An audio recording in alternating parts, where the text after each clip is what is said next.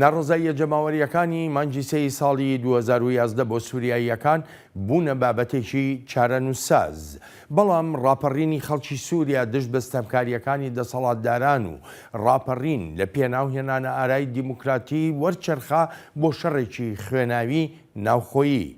قەیرانی سووریا کە ئەو وڵاتەی داڕماندووە و کردوشێتی بە مەیدانێکی کراوە بۆ هێزە ناوچەیی و نێونەتەوەییەکانیش تا کێشەکان و منملانیەکانی خۆیانی تیادا یەکلا بکەنەوە. لە قەیرانی خوێناوی سووریادا نزیکەی 500,000 کەس کوژراون و ژێرخانی وڵاتەکەش دووچاری وێرانبوونێکی ئێجگار گەورە بۆتەوە و زیاتر لە نیوەی دانیشتوانی وڵاتەکەش لە ناو و لە دەرەوەی سووریادا ئاوارەن.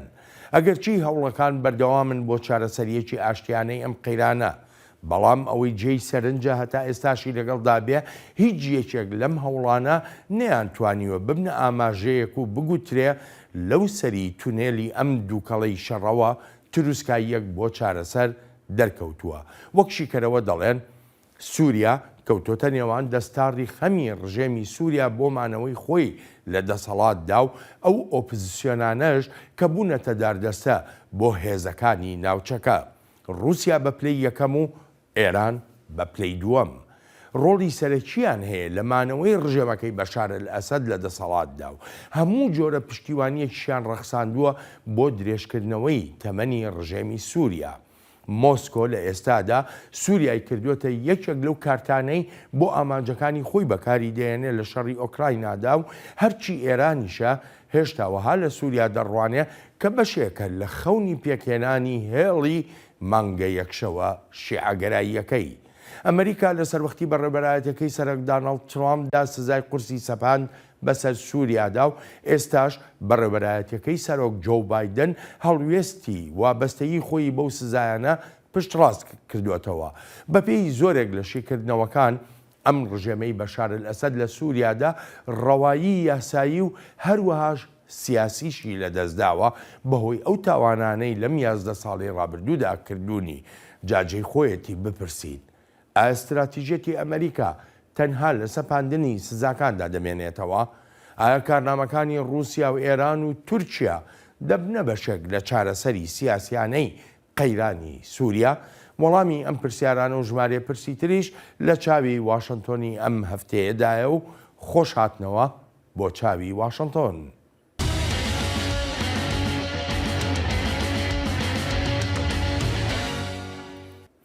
ئەمریکا ڕایدەگەیەنەیە هەڵوێستی نەگۆڕە سەبارەت بە قەیرانی سووریا و بە پێویستیشی دەزانێت ڕژێمی سووریا بەرپرسیار بکرێ لەسەر ئەو هەموو تاوانانەی کردوونی بەرامبەر بە گەلی وڵاتەکە و جەختیش دەکاتەوە لەوەی هەڵوێستی واشنتن لە پێناو چارەسەریەکی ئاشتیانەی ئەم قەیرانەدایە.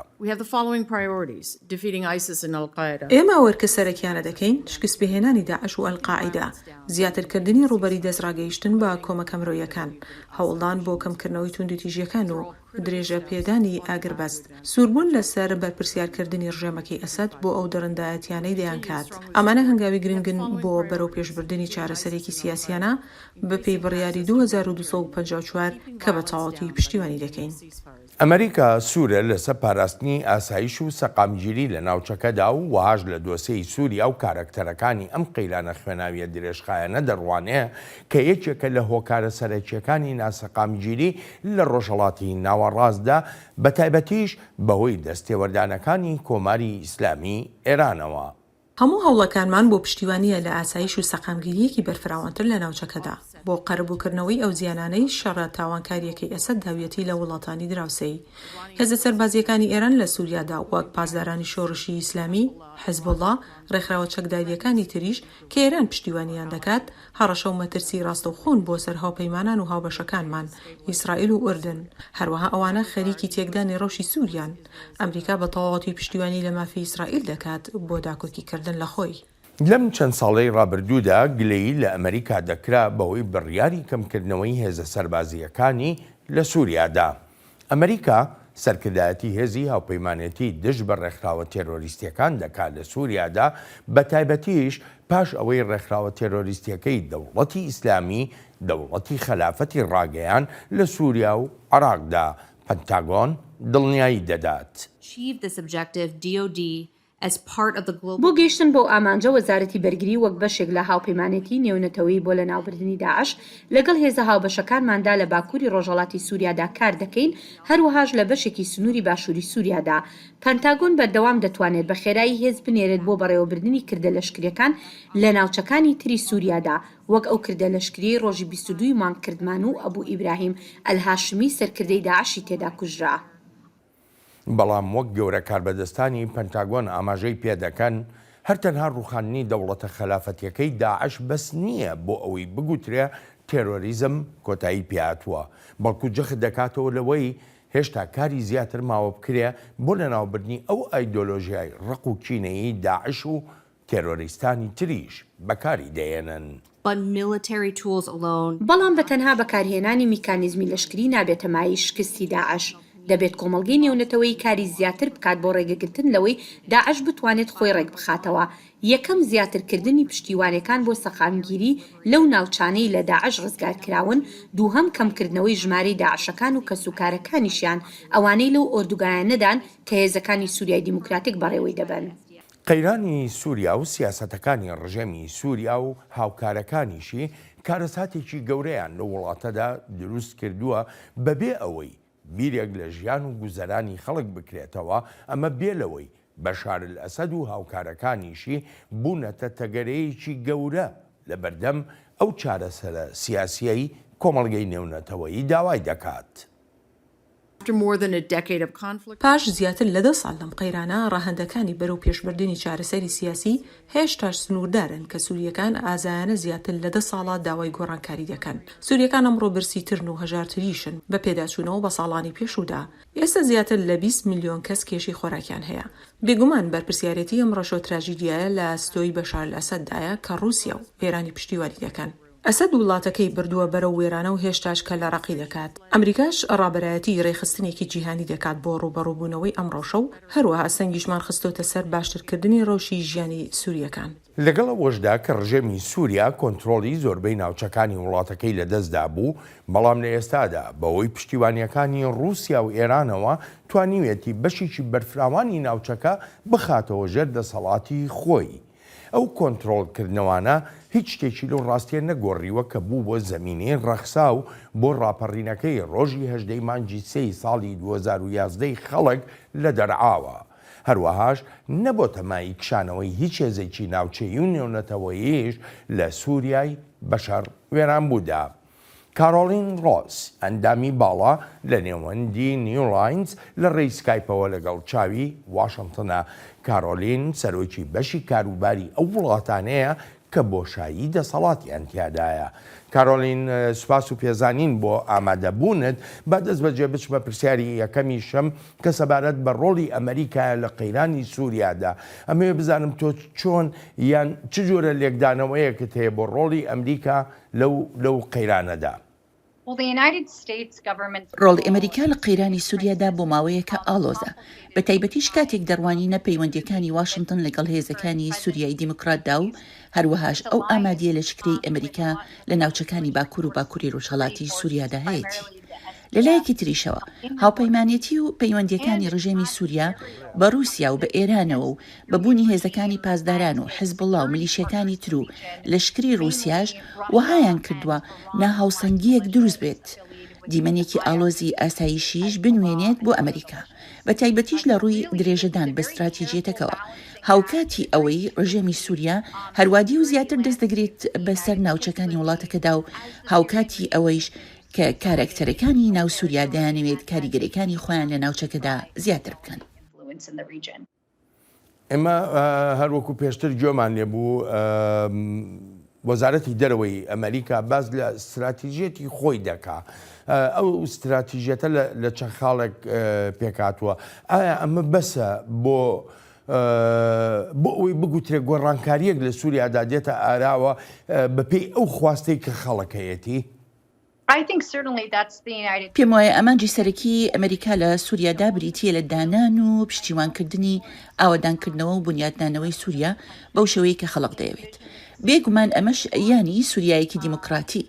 جا بەمانەوە یان بێمانەوەی ڕژێمەکەی ئەسەد بێت سووریایەکی دیموکراتی کە نوێنەرایەتی پێکاتە جیاوازەکانی گەلی سووریا بکات. جا بۆ ئەمریکا سووریایەکی سەقامگیر و ئاسایش تیادا جێگیر بێت سووریایەکی ئاشتیانە و بەرپرسیار لە بەرژەوەندی استراتیژی ئەمریکایە. هەروەکو جەنابیشت ئاماژە و پێکرد کارکتەری زۆرمان هەیە لە دۆسەی سووریا و لە ناو وڵاتەکەشدا کە ئەمانە هەر یەکە بە جۆرێک کار بۆ ئەجەندای تایبەتی خۆیان دەکەن. ئەمە چەند کاریگەری هەیە بەسەر ئەو چارەسەرە ئاشتەی کە کۆمەڵگەی نێونەتەوەیی داوای دەکات. نا بەداخەوە بوونی ئەو کارکتەرانە و ئەو پێشبڕکیانەی دەیکەن لە نێوان خۆیاندا بۆ سەپاندنی کاریگەریەکانیان لە سووریادا و لە ناوچەکانیشدا نابنەمایەی کۆتاییەکی ئاشتیانەی درێژخایەن. لە ڕاستیدا ئەوەی ئەو هەموو لایەنە لە پێشبڕکێدان بۆ دەست بەسەرداگرتنی ناوچەی زیاتر و هەبوونی کاریگەری زیاتریش لە ناو لە دەروی حکوومەتی سووریاشدا ڕەوشەکەی هێندەی تر ئالۆستر کردووە. لە هەمان کاتیشدا ئەمریکاش ماوەتەوە لە نێوان هاوپەیمانە ئاسایشەکانی خۆیدا لە ناوچەکەدا و هەروەهاش هاوپەیمانە سەرەکیەکەی لە ناو سووریادا کە بریتیە لە هێزەکانی سووریای دیموکرات. ئەم هاوپەیمانیەتیە ڕۆڵێکی گەورەی هەیە لە بەڕێنگاربوونەوەی داعش و هەروەها ڕۆڵی ئێرانیشدا. ئەمانە هەر هەمویان پێکەوە دەرفەتەکانیان بۆ ئاشتی و سەقامگیریەکی درێژخایەن لە سووریادا ئالۆز کردووە. هەروەها استراتیژیەتی ئەمریکاشی ئالۆز کردووە لە وڵاتەدا کە جێی مەخابنە. ئەوەی کە لە سووریا ڕوویدا بە بەهاری عەرەب ناو دێردەکرا ئەمە بەهاری عەرەبمان لە مسر بینی لە یەمەن بینیمان لە لیبیا بە هەموو شێوەیەکیەوە ڕژەمەکانی ئەم وڵاتانە هەمویان کۆتاییان پێهات لە سووریادا بۆ نەتوانرا ئەمە بکرێ. پێم وایە ڕژێمی سووریا دڵنیایی و یارمەتیەکی زۆری ئاسایشی دەستکەوت ئەمە شوەهای کرد کە بڕیاردەرەکان بۆ ئایندەی سووریا لە ناو وڵاتەکەدا شان بەشانی ڕژێمەکەی ئەسەد زۆر بن. هێزەکانی رووسیا یارمەتیدەرێکی گەورەی ڕژێمی سووریان بێگومان هێزەکانی سەر بە ئێران و ملیشیاکانی سەر بەو هێزانە یارمەتیەکی زۆری یەکە سەربازیەکانی ئەسەدیان داوە لە ڕێی لێدانی هێزەکانی ئەپۆزیسیۆن و دەست بە سەرداگرتنەوەی ئەو ناوچانەی لەژێر کۆنتترۆلی لایەنەکانی ئەپۆزیسیۆندا بوون. بێجگەلەوانە بەکارهێنانی هێزی لە ڕادەبەدەر بۆ ترساندن و بەڕێنگاربوونەوەی هێزە ئەپۆزیسیۆنە ڕاستەقینەکان وەهایان کرد دەرفەتەکان بەرەو کاڵبوونەوەیەکی تەواو بڕۆن لە بەردەم پارێزراوی ئەو ئەپۆزیسیۆنانەی لەگەڵ گۆڕانکاریە دیموکراتیەکاندا بوون و بتوانن ڕێک لە بەردەم ڕژێمدا بۆستنەوە. بەداخەوە ڕژێمی سووریا توانی ئاراستەکان بگۆڕێت لە سووریادا و بە تایبەتیش لە ناوچەکانی ڕۆژ ئاوا و باشووری وڵاتەکەدا. کارۆلین من دەگەڕێمەوە بۆلات. لە کۆنگرێسی ئەمریکادا گرنگێکی بەرچاو دەدرێ بە سیاسەتەکانی ئەم بەڕێوەبەرایەتیە بۆ سووریا و دەشێت کۆماریەکان لەگەڵ هەندێک لە استراتیژیەتەکانی ئەم بەڕێوەبەرایەتیەدا تەبابن بەڵام بێگومان سەرنج و پرسیاری خۆشیان هەیە.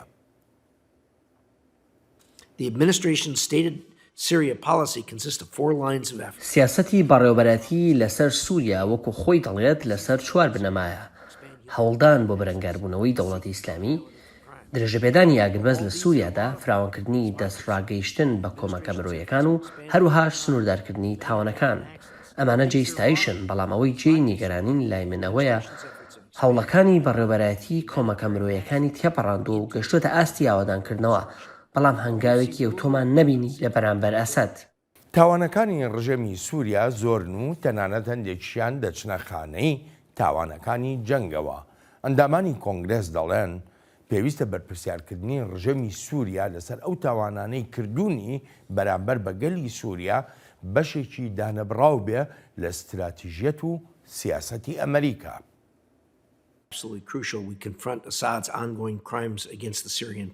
بەبێ هیچ چەند و چوونێک زۆر گرنگە بەرەنگاری تاوانە بەردەوامەکانی ئەسەد ببینەوە کە دژی گەلی سووریا دەیانکات.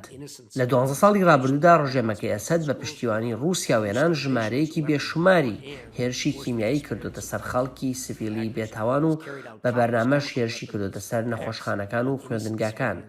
سیاسەتی برسیکردن وەکو چەک بەکارهێناوە و هەزاران کەسشی بێسەر و شوێن کردووە. لەوەتەی دووەم شەڕی جیهانیەوە جیهان هەرگیز لەو جۆرە دڕندایەتی نەبینیوە. لە ماوەی ڕابردوودا هاوکاتی هەروادێ و دەست بە سەرداگرتنەوەی ناوچەی زیاتر لەلایەن ڕژەمی سووریاوە جموجۆڵی سیاسی دەستی پێکردووە. بەشار ئەسەد سەردانی میرنشینە یەکگرتوەکانی عەرەب دەکا پاش زیاتر لە 10 ساڵی دابڕان لە پەیوەندیەکانیاندا.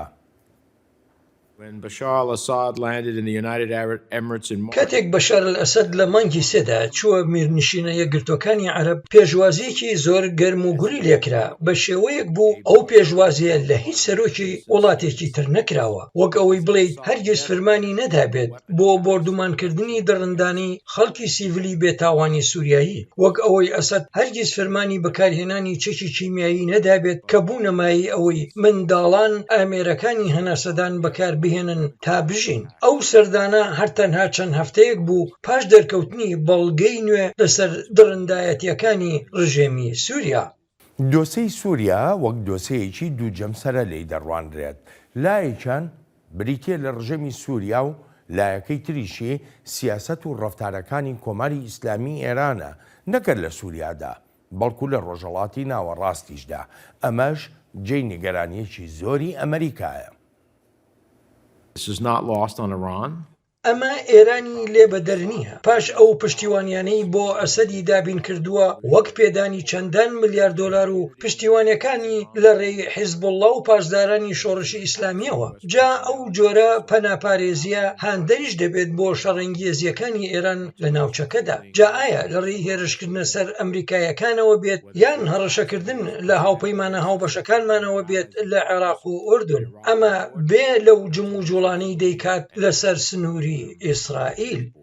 ئەمریکا لە سەروەختی بەڕێوەبەرایەتەکەی دانەڵد ترامپدا سەرۆکی پێشووی ئەمریکا سزای قورس سەپێندرا بەسەر سووریادا کە بە سزاکانی قەیسەر ناسراوە بەڵام ئێستا کۆماریەکان گلەییان هەیە لە بەڕێوەبەرایەتەکەی سەرۆک بایدن و داواشی لێ دەکەن هیچ نەرمیەک نەنوێنێ بەرامبەر ڕژێمەکەی بەشار ئەسەد. ترسم لەوەیان بەڕێوەبەرایەتیە وەکو پرەنسیبێک هاوڕابێت بۆ پەیوەندی لەگەڵ ڕژێمی سووریادا بەتایبەتیش کاتێک دەبینی سەپاندنی سزاکان گرنگی نەماوە بەڕێوەبەرایەتی پشتیوانی لەو سەودایی وزە دەکات کە بە سووریا و لوبناندا دەڕوات ئەمەش پێشێلکردنی سزاکانی قەیسەرە شتێکی تریش کە جێی نیگەرانیەوەیە بەڕێوەبەرایەتی پارەی دابین کردووە بۆ ئەو پرۆژانەی ناویان لێنراوە ئاوادانکردنەوەی بەرایی لە ناو ناوچەکانی ژێردەسەڵاتی ئەسەددا ئەمانە هەمووی پێچوانن لەگەڵ سزای قەیسەر. هەروەها داواش دەکرێت هەرچیەک لە توانادا هەیە بکرێت تا ڕێگە نەدرێت جارێکی تر ڕژێمی سووریا لە سەکۆ نێونەتەوەییەکاندا ئامادەیی هەبێت. سەرکوتکارە نوێیەکانی تر سەیری بڕیارەکانمان دەکەن ناتوانین ئەو پەیامە بدێرین کە ئەو هەموو تاوانەمان لەبیر دەچێتەوە و ئەسەدیش دەگەڕێتەوە ناو کۆمەڵگای نێونەتەوەیی. کارۆلین لەو استراتیژیەتەی ئەمریکا کە لە بەشی یەکەمی بەرنامەکەدا باسمان کرد وەکو جۆشمان لێبوو بە تایبەتی کۆماریەکان لە کۆنگرێسدا خاڵێکی گەورە هەیە ئەو خاڵەژەوەیە هەتا ئێستا ئەمریکا باس لە ئایندەی ڕژێمەکەی بەشار ئەسەد ناکات لە هەر چارەسەریەکە یا چارەسەریەکان بە هەر شێوەیەک بن ئەمە بە کەم تەرخەمیە زانیە بە کەم کوڕی لە استراتیژێتی ئەمریکادا. پێم وایە ئەم بەڕێوەبەرایەتی ئەمریکا دەوێت بزانێت ئایا ڕژێمەکەی ئەسەد لە چ شوێنێکی ئەم ئەگەر و نەگەرانی ئاوەدانکردنەوە و بنیاددانەوەی و دانانی بنەماکانی ئاشتی و سەقامگیری سووریادایە. لێرەدا بەبێ هیچ گومانێک جیاوازی ڕوانینی کۆماریەکان و دیموکراتیەکان هەیە لەسەر ئەوەی بە شێوەیەک ئەسەد لە وێنە و دیمەنە نوێیەدا جێی دەبێتەوە. بەڵام بە دڵنیاییەوە بەڕێوەبەرایەتی پشتیوانی لەو پێشێرکاریانە ناکات کە بەرامبەر مافەکانی مرۆڤ دەکرێن یان لە تاوانەکانی ئەم ڕژێمی سووریا کە زۆربەیان تاوانی دژە مرۆڤایەتین. لە دانیشتنەکەی هەفتەی ڕابردووی کۆنگرێسدا کۆماریەکان و دیموکراتەکانیش هاوڕایەک هەبوو لە نێوانیاندا کە ڕژێمەکەی بەشار ئەسەد لە سووریایەکی ئاشتیانەدا نابینن بەهۆی ڕەفتارەکانیەوە و هەروەهاش پێکەوە لە هەوڵدان بۆ بەرپرسیارکردنی ڕژێمی سووریا بەهۆی ئەو تاوانانەی کردوونی وەک زیندانیکردن و ئەشکەنجەدان و بەکارهێنانی چەکی کیمیاوی و تاوانەکانی تری دش بە هاوڵاتیان دەیکات. بە دڵنیاییەوە ئەم بەڕێوەبەرایەتیەش تێگەیشتووە لەوەی ئەم دۆسیە بەڕاستی گرنگە بووی. بەڵام وەکو خۆت دەزانی ینی وڵاتێکی وەکو رووسیا وڵاتێکی وەکو ئێران ئەوان لەگەڵ مانەوەی ڕژێمەکەی بەشار ئەسەددان ئەگەر بەشار ئەسەد ئەمە تەنها وەکو گریمانەیەک سەیریەکەین ئەگەر بەشار ئەسەد لە دەسەڵاتە بمێنێتەوە یا با بڵێم ئەگەر بێت و ئەزمونونەکەی ساڵی 1990 ئەمریکا لەگەڵ ڕژێمە دیکتاتۆریەکەی سەدام حوسێنە لە سووریا دووبارە ببێتەوە ئەو تاوانانەی کە لە زیاتر لە 11 ساڵی ڕابردوودا کراون لە سووریادا چی دەکرێت بەرامبەریان؟ هیچ گومانێکم نییە لەوەی ئەگەر ڕژێمی ئەسەد لە دەسەڵاتدا بمێنێتەوە بۆی پشتیوانەکانی رووسیا و ئێرانەوە دەبێت. ئەوە ڕێوشێنێکی لیبراڵانە دێتە ئاراوە بۆ بەڕێنگاربوونەوەی ئەو کارە و ڕەفتارانی دەیانکات. ئەلبەتە ئەمەش لەگەڵ ستراتیژیەت و ئاکاری دیموکراتیانە و ئاکاری بەرژەوەندەکانیشدا ناکونجێت. زۆر گرنگە ڕوانینمان هەبێت سەبارەت بەوەی ئایندەی سووریا چۆن دەبێت. ئەگەر بەشار بمێنێتەوە ئەوە سووریا زیاتر لاواز و لەرزۆک دەبێت و پارچە پارچەش دەبێت. هەر هیچ نەبێت ژمارەیەک لە ناوچەکانی سووریا دووچاری ئەو پارچەپارچەبوونە دەبنەوە. گرنگیشە بزانێت کە بەشار لە ئەسەد و دەسەڵاتدارە سەرکوتکارەکانی وڵاتەکەشتی گەیشتون لەوەی کوشتن و بڕین و ئەشکەنجدانی هاوڵاتیان ئەو استراتیژیەتە کە لە بەرژەوەندیانە هێشتاش دەستیان لە دەسەڵات گیر کردووە و پاش زیاتر لە 11 ساڵی قەیرانی ناوخۆیی. وێرای خواست و شارە نێونەتەوەیەکانیش بەڵام هێشتا چنگیان لە دەسەڵات گیر کردووە. جا ئەم ڕژیمە پێم وایە بەردەوام دەبێت لەو ڕێو شوێنانەی گرتویانێتە بەر چونکە لەلایەن ئەو دوو ڕژێمەوە پشتیوانیەکی تەواوێتی دەکرێت و ڕژێمی سووریاش متمانەی پاراستنی بەرژەوەندی و کاریگەریەکانیشی داونەتێ. هەر بۆیە چاوەڕوانی گۆڕانکاریەکی ئەو تۆ ناکەم لەلایەن ڕژێمی سووریاوە بە تایبەتیش لە بواری دیموکراتیدا. کارۆڵ نوک خۆ دەزانی هەموو کۆمەلگەی نێونەتەوەی داوا چارەسەریەکی ئاشتیانەی ئەم قەیرانە دەکەن بە ئەمریکاشەوە. بەڵام لێرەدا شتێک هەیە پێویستە پرسیاری لەسەر بکرێ و کاریشی لەسەر بکرێ. ئەو داواکردنەگە 2 ساڵ لەمەوە پێش ینی بێنینەوە بەرچاوی خۆمان جۆرێک لە هاوسەنگی هەبوو لە هێزەکانی ئۆپۆزیسیۆن و هێزەکانی حکوومەتی سووریا. بەڵام ئێستا کاتێک کە حکوومەتی سووریا دەستی گرتوۆتەوە بەسەر زۆربەی ناوچەکانی وڵاتەکەدا، ینی چی چاوەڕوان دەکرێت لەو چارەسەرە دیپلۆماسیەیە چارەسەرە ئاشتیانی کە باز دەکرێت؟ ئەمە پرسیارێکی زۆر باشە. پێم وایە کاتێک دێین لەسەر بابەتی هەوڵە دیپلۆماتیەکان و یارمەتیدانێکی بابەتیانەی هاوڵاتیانی سووریایی بە تایبەتیش ئەوانەی لە ناوچەکانی ژێر دەسەڵاتی ڕژێمدا دەژین، ئەوە پێویستە ڕەچاوی یارمەتی و کۆمەکەکانی نەتەوەی گرتوەکان و ڕێکخراوە مرۆیەکانی تریش بکەین. کاتێکیش یارمەتیەکان دەگەن ئەوە دەبێت ڕژێم بڕیار لەسەر چۆنێتی دابشکردنیان بدات. ئەمە گرنگە بزانرێت کە هەموو ئەو یارمەتیانەی دەکەونە ژێر بڕیاری ڕژێمی سووریا بە مەبەستی ئەوەی سوودێک بەدەست بێنێت لەو کۆمەکە مرۆیانەیە. ئالێرەوە گرنگی پەیوەندیکردنی ئەمریکا دەردەکەوێت بە کارێکتەرە دەرەکیەکانی ناو ئەم قەیرانە و تا چەندێک بکرێت و بتوانرێت ئەو کۆمەکانە بگەینرێتە دەستخەڵقی زیاتر لە سووریادا. سەبارەت بە ئاڵۆزی ڕەوشی چارەسەری سیاسیانی سووریاش لەو توێژانەی دەکرێن دەردەکەوێت ئایندەی سووریا چەندێک لە ئاڵۆزیدایە. چارەنووسی ڕژێمەکەی ئەسەد لە چ بارێکی نەخوازراودایە بە تایبەتیش لە ڕووی ئەو کارێکترانی کە باسمان کردن چۆن دەبنەمایی هێشتنەوەی ئەم ڕژێمە و ئەو دیمەنە سیاسی لە سووریادا هەیە. باشە کارۆلین بەڕای خۆت سزاکانی قەیسەر هیچ کاریگەریان هەبووە بەسەر ڕژێمی سووریاوە یا بۆتە فشارێک بەسەر ڕژێمی سووریاوە خەڵک دووچاری کێشەهاتوون بەوەی ئەم سزایانەوە ئەی ڕژێمی سووریا خۆی؟ بەڵێ هیچ گومانێکی تیادا نییە کە سزاکان بوونە تا فشار بەسەر زۆرێک لە کاردستانی سووریاوە و هەروەهاش بەسەر هاوپەیمانەکانی ڕژێمەکەشەوە و ئەوانش کە لە ناو ڕژێمدان و بە شێوەیەکی بەرچاو وەک خۆیان دەڵێن خەریکی پرۆژەکانی ئاوەدانکردنەوە و کارداری و کوشت و کاڵی و ئەمشتانن کە لە ڕاستیدا زیاتر ئەو کارانیان لە ڕێی پەیوەندیە کەسایەکانی خۆیانەوە دەستکەوتووە. جا ئەوانش کەوتونەتە ژێر فشاری ئەو سزایانەوە و کاریگەریشیان هەبووە لەسەر ژیانی کەسێتی و ئەژمارە بانکیەکانیشیان. بێگومان ئەم سزایانە بە تەواوێتی کاریگەریشی هەبووە بەسەر ئابووری سووریا و لەوێشەوە کاریگەریەکانی دەبینین لەسەر خەڵق و لەسەر ئاسایشی خۆراکیش لە سووریادا. جا کاتێک لەم سزایانەی قەیسەر دەڕوانین دەکەوینە بەردەم ئەو پرسیارەی ئایا ئەم سزایانە قورستر بکرێن یان سزای تر بسەپێنرێتەوە سەر ئەوانەی هێز و دەسەڵاتیان هەیە لە بازنەکانی ڕژێمی سووریادا. لێرەدا گرنگ ئەوەیە ئەو سزایانە تایبەت بکرێن بەوانی دەستیان لە تاوانەکاندا هەیە لەسەر ئەوانەی بەرنامە ڕێژیشیان کردووە بۆ ئەو تاوانانەی دژ مرۆڤایەتی کراون یان ئەوانی پێشێلی مافەکانی مرۆڤیان کردووە لە هەموو ناوچەکاندا کە لەژێر دەسەڵاتی ڕژێمدان یان لەژێر کۆنتترۆڵی ڕژێمی سووریادانین. کارۆلین دەچینە بەشی سێەمی بەرنمەکەمان دەگەڕێمەوە بۆ لات. تورکیا بەشێکی سەرەکیە لە کێشەکانی سووریادا و دەیەوێت بە هەموو شێوەیەک ئامادەیی هەبێت لەو کێشەیەدا. لە ماوەی ڕابردوودا سەرۆکی تورکیا و گەورە کاربەدەستانی تری ئەو وڵاتە جەختێکی زۆر دەکەنەوە لە ئەگەری هێرشێکی گەورە بۆ سەر باکوور و باکووری ڕۆژهەڵاتی سووریا، وەک دەڵێت بە مەبەستی دانانی هەرێمێکی ئاسایشیە. بەڵام تا ئێستاشی لەگەڵدا بێ ئەمریکا لەگەڵ ئەو هێرشەدا نییە و واشنگتن ئاگاهی دەدات. ئەو نیگەرانی ئێمە هەمانە ئەوەیە هەر هێرشێکی نوێ دەبێتە مایەی تێکدانی سەقامگیری ناوچەکە و هەروەهاش دەرفەت بۆ کاراکتەرە ئاژاوەگێرەکانی ناوچەکە دەرەخسێنێت تا لە پێناو ڕێبازی خۆیاندا ناسەقامگیری بنێنەوە. ئێمە بە شێوەیەکی کاریگەر لە ڕێی هاوبەشەکانمانەوە دژی داعش لە سووریادا بەردەوام دەبین. ناشمانەوێت هیچ شتێک ببینین کە دەبێتە مایەی تێکدانی هەوڵەکان بۆ هێشتنەوەی داعش لەو ڕەوشەی خستومانەتە ناوی. هێزەکانی سووریای دیموکرات بەهێزترین لایەنی هاوبەشی هاوپەیمانەتی بە سەرکردایەتی ئەمریکان بۆ شەڕی دژی تێرۆریزم. واشنگتن سوورە لەسەر بەکارهێنانی هەموو کەناڵەکان تا ئەو هێرشە چاوەڕوانکراوەی ئانکەرە نەکرێت.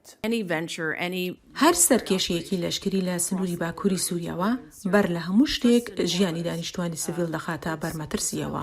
دووهەمیش دەبێتە مەترسی بۆ سەر ئەو کارانەی هاوپەیمانەتی جیهانی و ئەمریکاش دەیکەن بۆ لەناوبردننی داعش. بێگومان هاوبەشەکانیشمان لە کردە لەشکریەکانماندا دەکەونە ناو ئاگری ئەو شەڕەوە. هەر بۆیە هەوڵی بێسنووری خۆمان دەدەین لەگەڵ حکوومەتی تورکیادا تا پاشگەز ببێتەوە لەو سەرکێشیە نەخوازراوە. لە ساڵی 2019دا ڕێککەوتنی ئاگربەست کرا لە سووریادا و ئانکەرەش بەشێک بووە لەو ڕێککەوتنە. وەک گەورە کاربەدەستانی ئەمریکا دەڵێن لەوەتای ئەو ئاگربەستە هەیە توندوتیژیەکان لە وڵاتەدا کەمتر بوونەتەوە، پێویستیشە هەر ئاوەهاش بمێنێتەوە.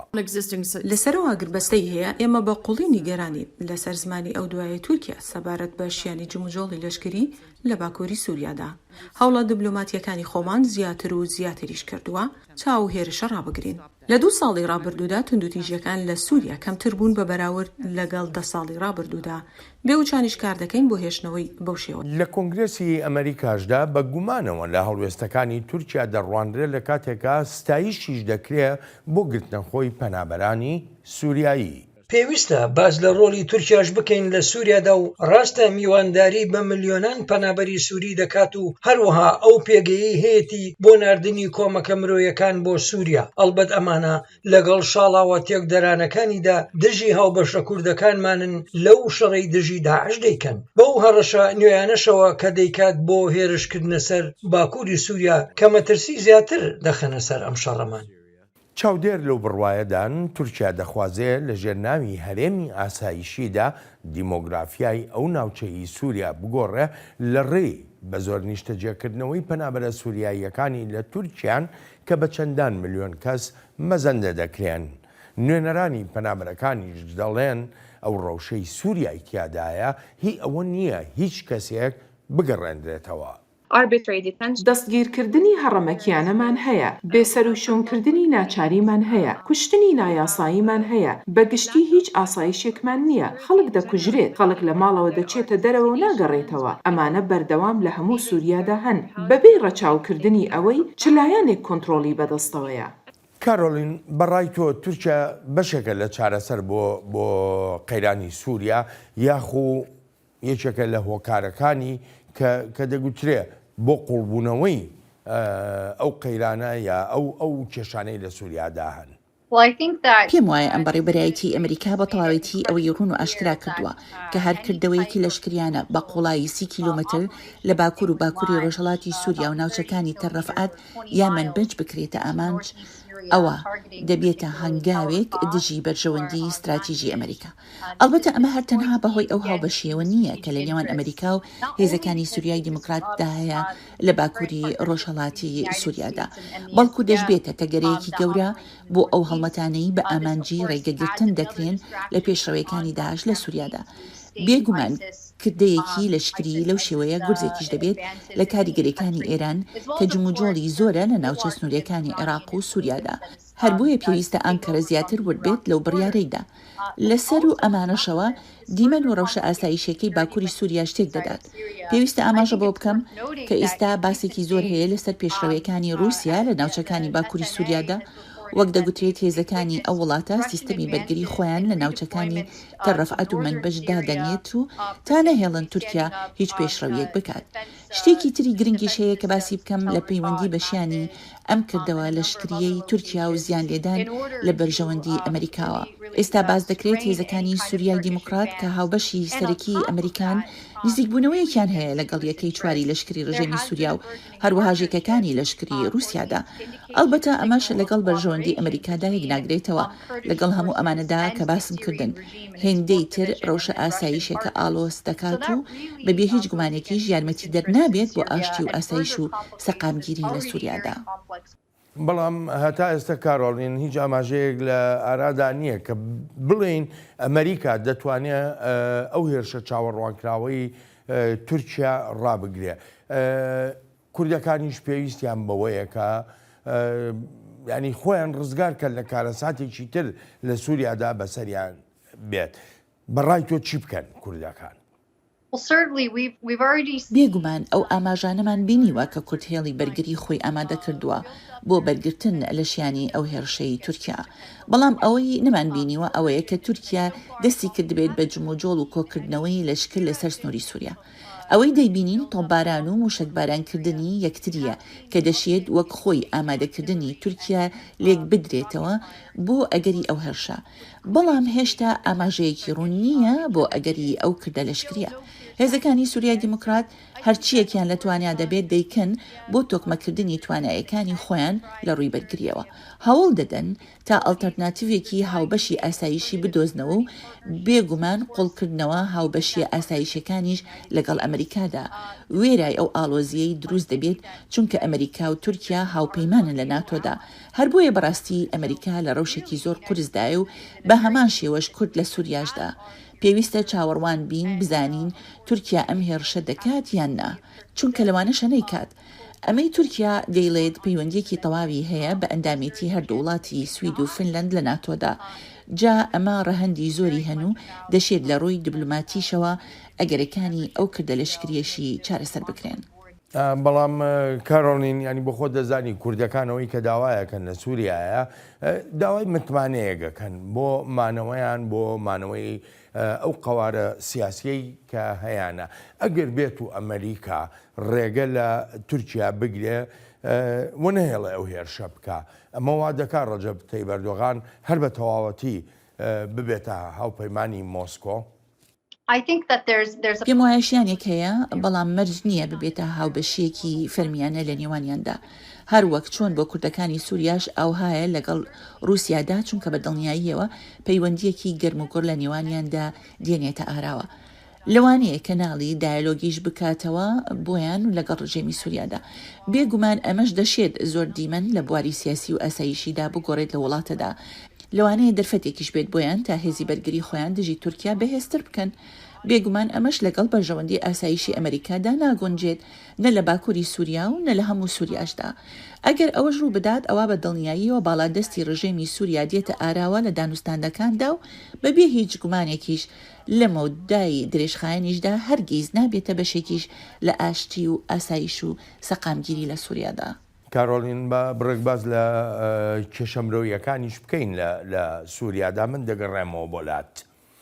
قەیرانی سووریا بۆتە هۆکاری کارەساتێکی گەورەی مرۆیی لە وڵاتەکەدا و برسێتی هەژاری هەروادێ زیاتر دەبن. ئێستاش بەهۆی شەڕی ئۆکرایناوە هێندەی تر سووریا دووچاری کێشەی کەمی خۆراک دەبێتەوە.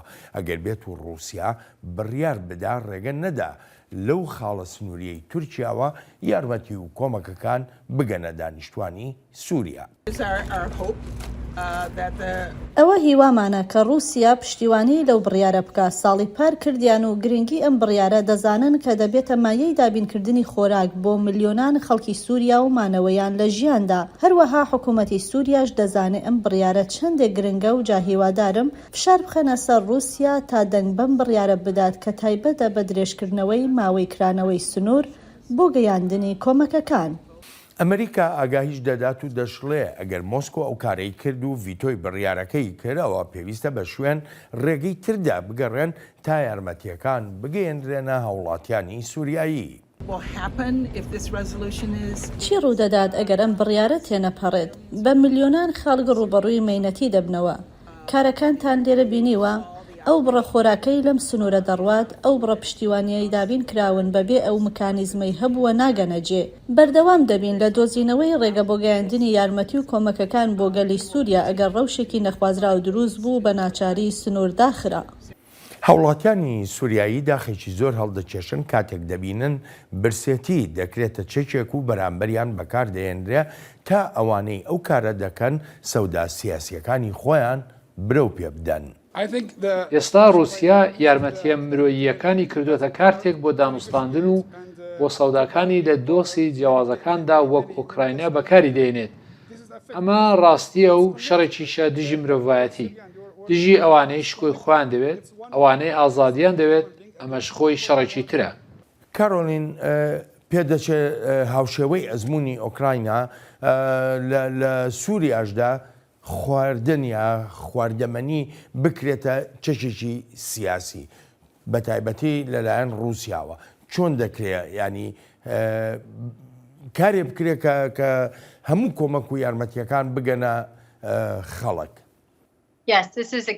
بەڵێ وایە و ئەمە شێکێکە لە نیگەرانیە سەرەکیەکان نەک هەر لای ئەمریکاوە بەڵکو و لای هاوبەشەکان و هاوتۆیمانەکانیشمان لە کۆمەڵگەی نێونەتەوەیدا وەک پێشتریش ئاماژەم پێکردووە ئەو ڕێرە و مرێوانەی کە هەن لە ناو سووریادا هەر لە ئێستادا لە ژێرباری هەلومەرجێکی ئاڵۆزدان جا بێگومان شەڕی ئۆکرانیا و بڕیاری رووسیاش بۆ کەمکردنەوەی توانایەکانی لەو ڕێڕەوانە بە شێوەیەکی ئێجگار گەورە و بەرچاو مای نیگرانین هەر بۆیە ئەمریکا و هاوبەشەکان و ڕێکخراوەکانیش کەوتونەتە کارکردن لەسەر ئەم بابەتە و زۆریش گرنگە ڕێگەی تر و سەرچاوی تریش بدۆزرێتەوە بۆ دابینکردنی خۆراک و کۆمەکە مرۆیەکان هەروەهاش لێرە داوت و وێژکردنیش لەگەڵ کارکتەرەکانی تردا زۆر گرنگە لەسەر کۆنتڕۆڵکردنی ئەو ڕێڕەوە سنووریانە بۆ دڵنیابوون لەوەی ئەم یارمەتی و کۆمەکانە بە پارێزراوی بگەنە دەست هاوڵاتیانی سیڤیلی سووریایی چونکە بەڕاستی ئێمە لە بەردەم قەیرانێکی زۆر گەورەی مرۆییدان ئەمریکاش دەتوانێت لە بەرنامە ڕێژیدا بۆ ئەم کارە مرۆیە ڕۆڵێکی زۆر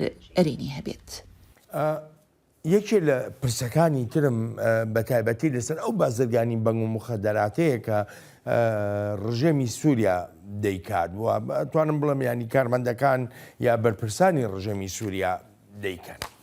کارۆلین لە کاتێکا کە خەڵک دووچاری مەینەتی ئێجگار گەورە بۆتەوە ڕژێمی سووریا بازرگانی بە بەنگ و مخەدەراتەوە دەکا کۆمەڵگەی نێونەتەوەیی چ شتێک دەکا بەرامبەر بەمەی سووریا ئەگەر هەتا ئێستا هەڵوێستی یەکلاییکەرەوەشی نەبوو بێ بەرامبەر هەموو ئەو تاوانانەی کە کردوونی ئەی بۆ ئەمەیان چی دەڵێ یا چی دەکات. بێگومان ڕژێمی سووریا و بە تایبەتی یەکەی ژمارەی چواری لەشکرەکەی دەستێکی گەورەیان هەیە لە چاندنی بەنگ و مخەدەرات و هەروەهاش بازرگانیکردن پێوەی تەنها لە ساڵی پاردا بەهای ئەو بازرگانیکردنە نایەساییانە گەیشتونتە 5 ملیار و 700 ملیۆن دۆلار لە کاتێکدا لە ساڵی 2020دا بەهای ئەو بازرگانیانە گەیشت بووە 3 ملیار و 600 ملیۆن دۆلار ئەمەش بەرزبوونەوەیەکی بەرچاو. بە دڵنیاییەوە ئەم جۆرە ڕفتارە پرسیاری زۆر دێنێتە ئاراوە لەسەر ڕەوشی تەندروستی و هەروەها شوێنێتی بەرەمهێنانی ئەو بڕە زۆرانەی بەنگ و مخەدەرات.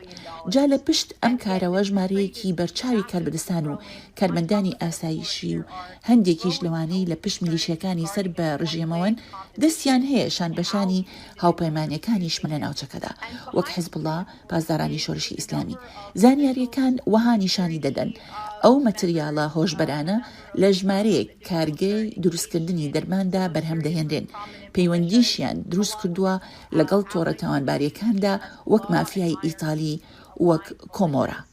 بێگومان ئەم بازرگانیە ئاڵنگاری دروست دەکات بۆ سیستەمی یاسایی و هەروەهاش سیستەمی تەندروستی ناوچەکە.